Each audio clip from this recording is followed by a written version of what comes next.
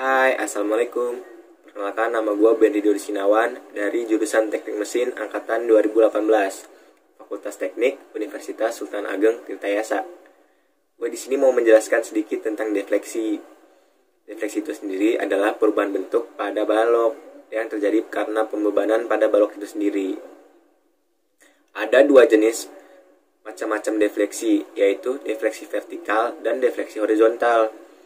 Seperti namanya, defleksi vertikal itu terjadi pada pembebanan sumbu Y, dan defleksi horizontal itu pembebanannya pada sumbu X.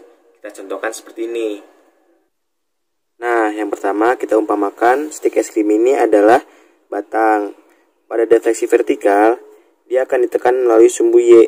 Nah, ketika ditekan, dia akan mengalami defleksi. Untuk defleksi horizontal, kita menekan batang ini dari sumbu X. Ketika ditekan, dia mengalami defleksi dari arah sumbu X. Selain macam-macam jenis defleksi, ada 4 hal juga yang mempengaruhi jenis defleksi. Yang pertama, ada kekakuan batang, yaitu jika semakin kaku batang itu sendiri, maka akan semakin kecil nilai defleksi yang akan terjadi. Poin kedua, besar kecilnya gaya. Dia berbanding lurus dengan nilai defleksi. Jadi, semakin besar gaya yang diberikan, maka akan semakin besar nilai pada defleksi itu sendiri. Dan semakin kecil gaya, maka akan semakin kecil nilai defleksi itu sendiri. Jadi, dia berbanding lurus dengan nilai defleksi. Untuk poin ketiga, ada jenis tumpuan. Jenis tumpuan yang kita ketahui di sini ada 3. Ada tumpuan engsel, tumpuan roll, dan tumpuan jepit. Itu pasti kalian udah pernah belajar kan? Tapi kita ulas kembali di sini. Jenis tumpuan engsel memiliki 2 gaya reaksi, yaitu gaya reaksi vertikal dan gaya reaksi horizontal. Sedangkan pada tumpuan roll hanya memiliki 1, yaitu gaya reaksi vertikal. Pada tumpuan jepit memiliki 3 gaya reaksi, dia yang paling banyak, yaitu vertikal, horizontal, dan momen.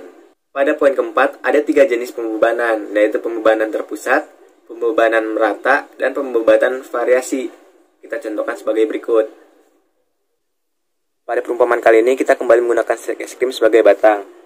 Pada jenis beban terpusat, dia dianggap sebagai titik karena hanya kontaknya kecil. Kita umpamakan Lego ini adalah pembebanan. Jadi dia di sini kontaknya kecil, hanya satu pusat. Nah, untuk beban merata, kita gunakan Lego kembali sebagai contoh beban. Nah, kita misalkan Lego ini adalah beban. Jadi pada berat yang sama, dia mengalami pembebanan yang sama, jadi dia merata.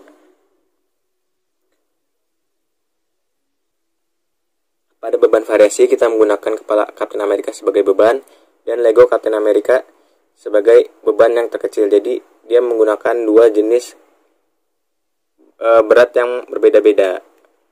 Pada defleksi sendiri ada yang namanya deformasi. Jadi deformasi dan defleksi ini sangatlah berbeda. Walaupun sama-sama merubah bentuk, tapi perbedaan ini sangatlah nyata. Defleksi hanya merubah bentuk, sedangkan deformasi merubah bentuk, volume, dan ukuran. Nah, untuk jenis deformasi sendiri ada 2 jenis, yaitu deformasi elastis dan deformasi plastis. Untuk deformasi elastis sendiri, jika dia terjadi deformasi, maka dia akan kembali ke bentuk semula. Sedangkan deformasi plastis, dia tidak akan kembali ke bentuk semula, alias akan berubah bentuk dan berubah volume. Pada tumpuan jepit tadi kan kita sempat menyinggung tentang momen. Untuk momen itu sendiri adalah ukuran kecenderungan suatu benda untuk berotasi yang memiliki ketentuan pada benda itu sendiri. Nah, untuk rumus umum momen adalah I sama dengan mr kuadrat. Untuk tiap-tiap benda pasti memiliki momen inersianya masing-masing. Jadi, untuk rumus-rumusnya kita berikan tabel berikut. Masing-masing benda memiliki momen inersianya masing-masing, seperti pada tabel berikut. Contohnya kita ambil batang serba sama panjang dengan panjang L melalui titik pusat. Itu memiliki rumus 1/12 ml kuadrat. dan bisa kita lihat kembali pada tabel yang ada di gambar ini. Setelah menjelaskan tentang momen inersia, mungkin saya cukupkan penjelasan tentang defleksi ini. Jadi saya tutup, kurang lebihnya mohon maaf. Assalamualaikum warahmatullahi wabarakatuh.